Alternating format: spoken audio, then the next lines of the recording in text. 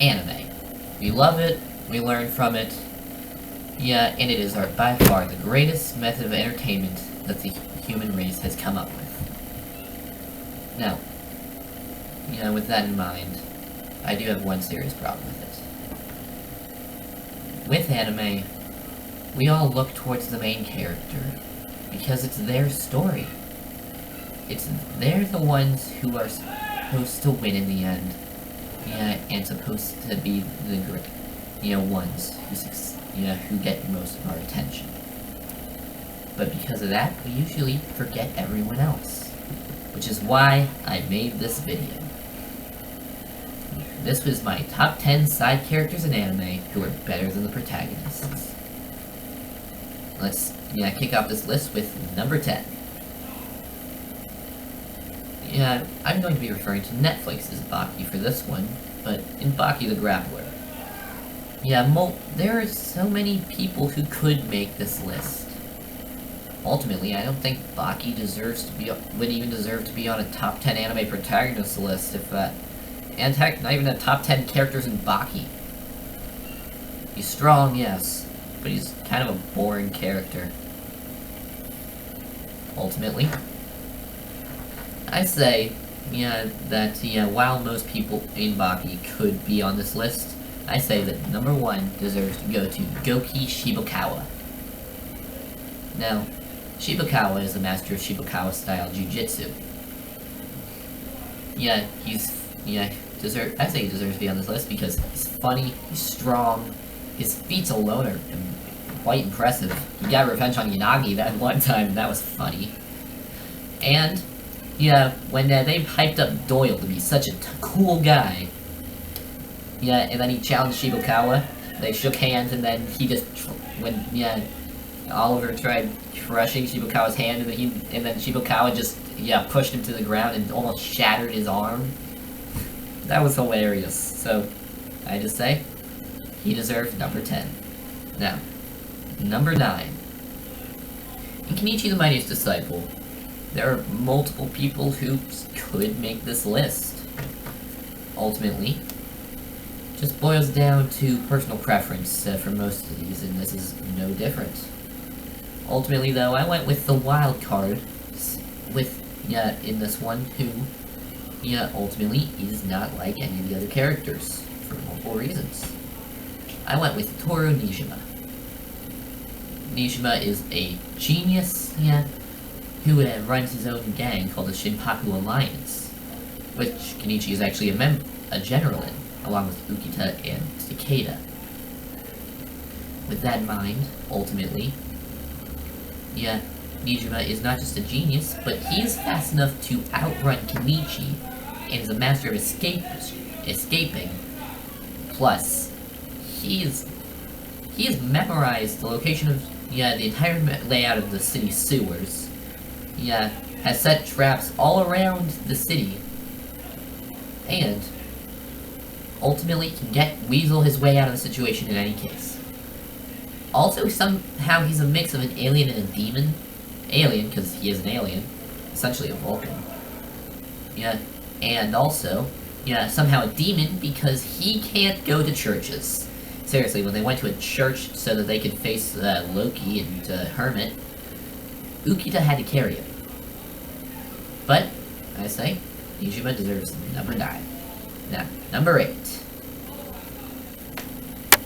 Now, Dragon Ball Z is probably one of the most famous animes ever made, but I'm bringing this back to the original, where, anime, it was pretty weird to see a small child with a tail, being able to take it, down, anyone who went to his path.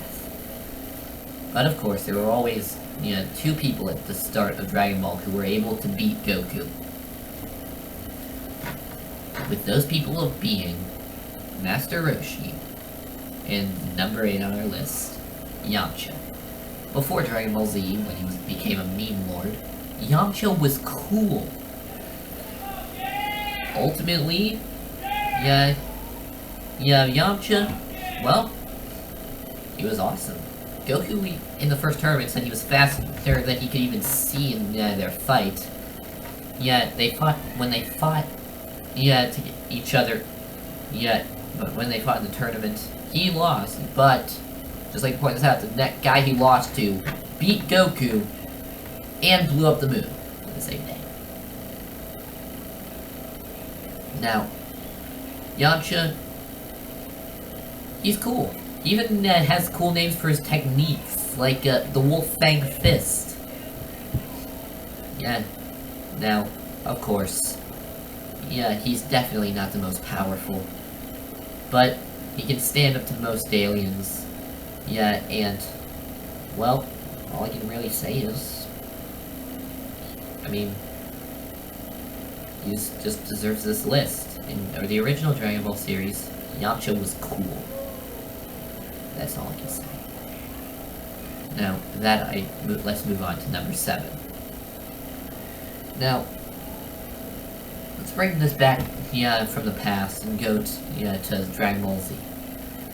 Now, in Dragon Ball Z, there was one threat that, started it all off.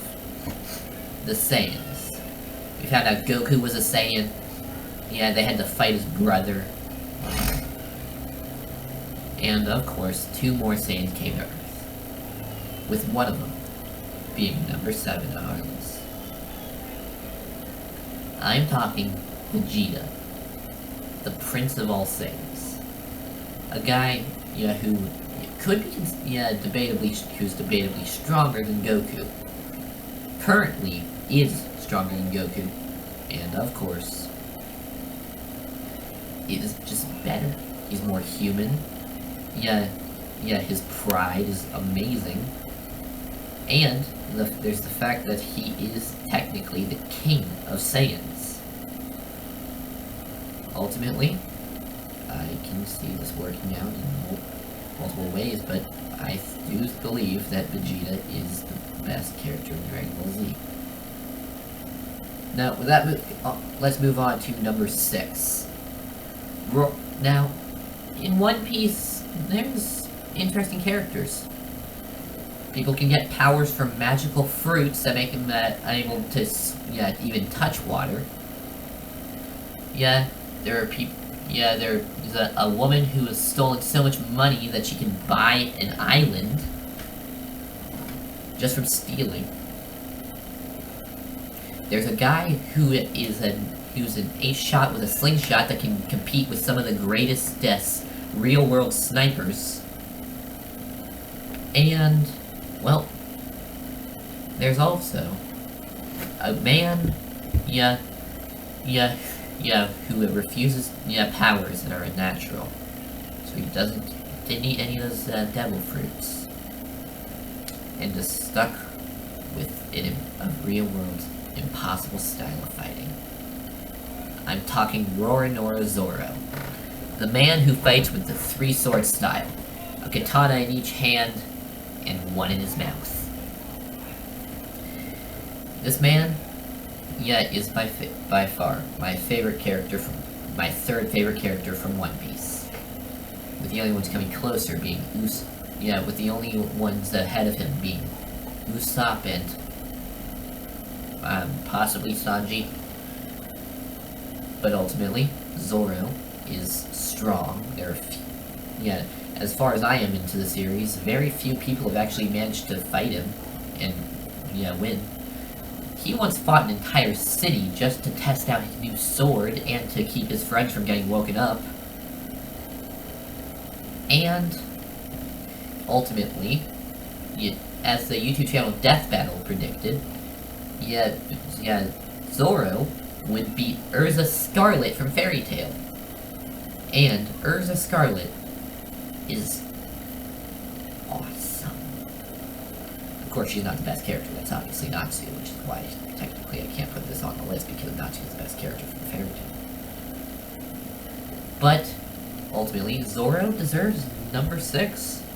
Now, with that in mind, we have number 5. In the world of One Punch Man, there are some pretty unique characters, to say the least. There's a weird, 18-year-old, 19, I don't know how old she is, but she looks, so there's a weird, girl who, yeah, is an adult, but looks like a middle schooler, yeah, at best. Yeah, and she has psychic powers. Yeah, there's a martial artist, yeah, who can redirect kinetic energy back at you. There's a cyborg who can blow up a building in one blast. Yeah, there's a ninja who can break the sound barrier. Yeah, there's a guy who can punch so hard that the shockwave alone is stronger than probably half of North Korea's nuclear weapon supply. But ultimately, all I can say is that when it comes down to it, the greatest, there are two people in the One Punch Man who just fight alone with their skills, a bit of equipment, and their guts. Unfortunately, though, this has to be a tie between them, and just equally cool. We have Moomin Rider and Metal Bat. I know, creative name, Metal Bat. But Moomin Rider has been around since one of the first episodes. He was just a guy wearing Bakke equipment, who wanted to be able to help people, so he became a hero, and is fighting against monsters, people. Heck, in his first appearance, he fought a guy with an entire army of guys wearing cyborg, well, not really cyborg, but wearing battle armor that enhances their strength to the degree of where it would be impossible for any human to beat them. Well, most humans. Then he went up straight to them, raised his fists, and the next thing we know, he's on the ground with a puddle of blood around his head. Yeah, but he had the guts to face him, and then there was a time where he faced the Sea King. Yeah, where Moomin Rider showed up just as Genos was about to be killed. Moomin Rider gave everything he got into that fight, and ultimately, while he did lose, had he not given everything he got and gotten up after every time he got knocked down, Genos would have died, and Saitama might not have been able to stop him from killing anyone. And then there's Metal Bat, who managed to make it into the top 10 S-class ranking, even though he's just some guy with a baseball bat. Now, of course, this Metal Bat does have an interesting ability to where the more you hit him, the more mad and determined he gets, but there are real people like that.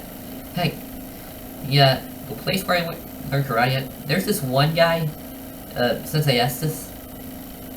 Yeah, you could hit him in the head, and that would just make him mad. You could hit him in the head with a bat, and the only thing that would happen is that you need to buy a new bat. So really, they're both realistic characters, although they survive way too much. And also, I'd like to point this out, but Metal Bat almost, beat, Gaara.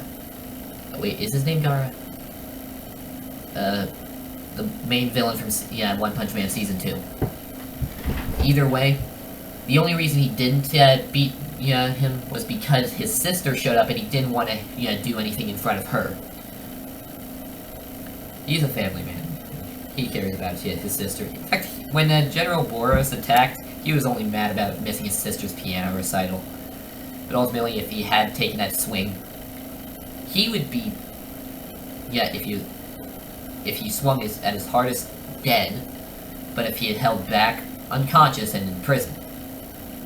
Either way, I can't really say much more about these guys. They just deserve this spot. But let's move more back onto the method of powers.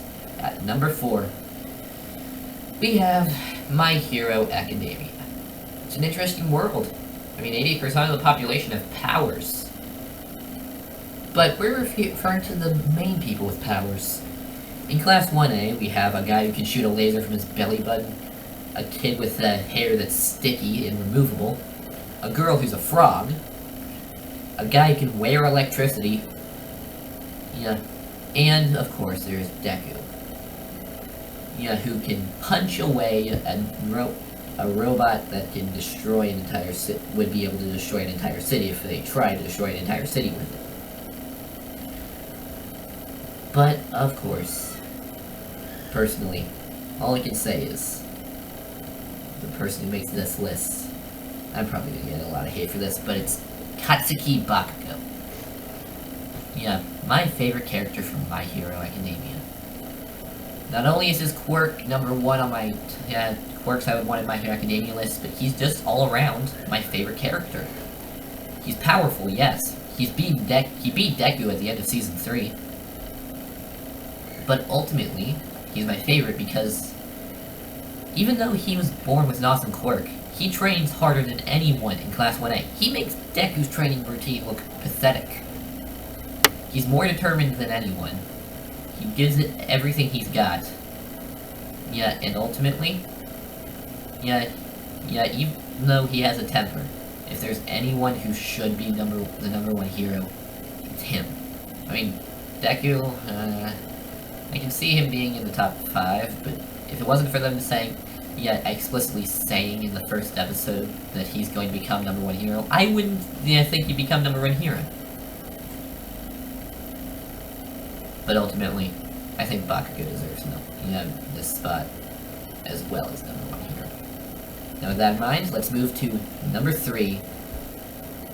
In the world of Konosuba, there is quite a few characters. There's a there's a knight who can't hit anything and is just useful as a tank. There's a useless goddess whose only useful thing is healing and purifying water. There's an admittedly awesome protagonist. And with a person as cool as Kazuma as the protagonist, who can be better than him? Answer? A 13-year-old girl, with an affinity for blowing stuff up. Megaman deserves deserves to be at #3 on this list for a few reasons. First off, a poll was actually really recorded where people tried to figure out who's the most popular character in Konosuba, and the winner was actually Megaman. So I don't really need to justify this, but also, Explosion is awesome. Heck, at the end of Season 2, she blew up a slime monster who's immune to physical attacks, and in case you don't know this, explosions count as physical. Admittedly, it's a magic attack, but explosions are physical. She used a physical attack to kill something that is immune to physical attacks. That's awesome. She's the most powerful character in the anime that we know of, as no one has survived an explosion with the exception of Darkness. And Aqua had to do extensive healing on her. Yeah, and of course, all I can really say is she's awesome. That really covers it. So with that, we go to #2. Now, in case you don't remember, my top 10 best favorite animated list, Naruto was in the top 5, I think it was. Now, Naruto, I mean, he's kind of cool. I mean, he's a ninja with a demonic fox spirit inside of him. Yeah, but really, that's where most of his appeal goes. I mean, we have the same love of ramen, but really, I can't really say much else about Naruto. Of course, there's some other cool characters. I mean, Guy Sensei is cool. Kakashi's awesome. Jiraiya, now, he is extremely cool, but ultimately I can only say that one person deserves to be considered the best in the series. A guy who's inspired many people to either take up martial arts or just extensive exercise routines. The guy who inspired me to start wearing ankle weights, I'm talking Rock Lee. Even though I don't like that he's based off, the guy he's based off of, Rock Lee is amazing. He trains harder than anyone in the series. Even though he has no ability to use ninjutsu or genjutsu, his taijutsu goes through the roof. Literally, if he went into, he may only be able to use the 5th gates as far as I'm aware, but it wasn't for Gaara cheating in the tuning exams, not only would he have won that match, but Gaara would have died. But of course he couldn't because plot armor, and, you know, him being, yeah, well, the main villain at the time. Now, Rock Lee trains harder than anyone, and as I mentioned with Bakugo, that's a seriously cool thing for me. And of course, there's the fact that he has beaten most of the main characters. He beat Naruto in less than 10 seconds. He took down Sasuke without Sasuke landing a single hit on him. And he almost killed Gaara, as I mentioned, but Gaara did technically win because he crippled him. And there was and he brought real emotion on a serious level when we saw when he was told that when we were told he couldn't be a ninja anymore. We just saw we're introduced to this guy about 10 episodes ago, I think it was, and yet his character was so cool that we felt actual emotion. Yeah, when Gaara crippled him, and we found that he would most likely not be able to be a ninja anymore. Yeah, just the fact that he was willing to die to protect Sakura. The fact that he that he was willing to die to protect his ninja way. The fact that he tried harder than anyone to be a ninja, even though no one said he could be, with the exception of his teacher. We had real emotion when we saw that. And then when we heard that it was a risky operation that could do it, that ultimately could kill him, we were, really divided on what should happen.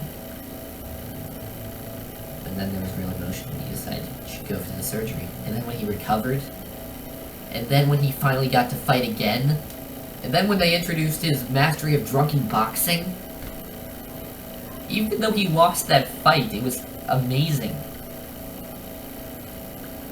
I can't really say anything else.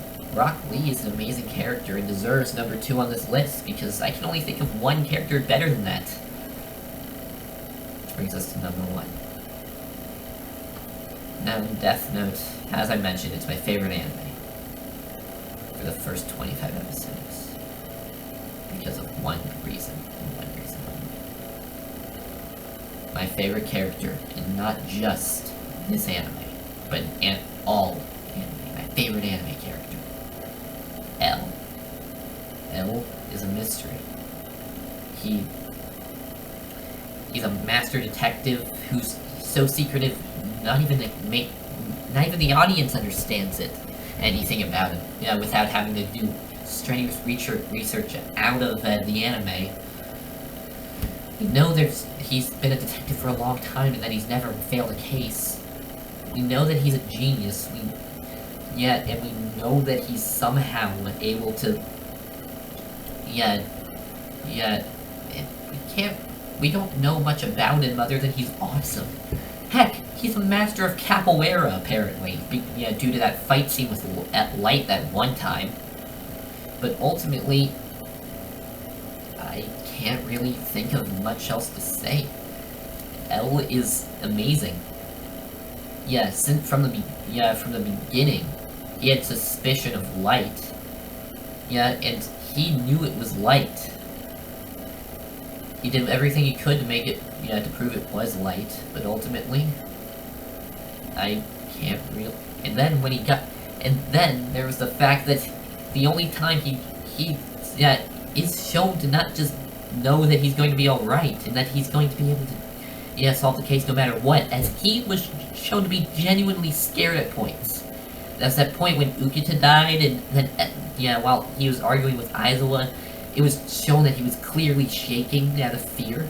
Then there was a time where, the second hero, Misa, mentioned, Shinigamis, and then Light Elsa screamed in fear and then fell out of his chair, although I prefer it in the manga where it just shows him falling out of his chair. Yet, it was amazing. Then there's the mystery part about him. We don't know much about him, so we know about it as much as Light does. I mean, somehow he's a master of capoeira, but we can't really tell much about him. If you ask me to tell you about L, I would say, I would give you 5 words to describe him. Awesome, mysterious, diabetic, confusing, and I would think for a while on the 5th one, but then I would say, is that I'm going to retract awesome, and make the final 2 words be the best. Now with that in mind, that's it. That's the video. So, yeah, unfortunately, because the comment section was deleted, by YouTube, I can't hear your opinions. I want you to think over this video. I can't hear you. I want you to think about who you say is the best side characters. With that in mind, this is Random Man, signing off.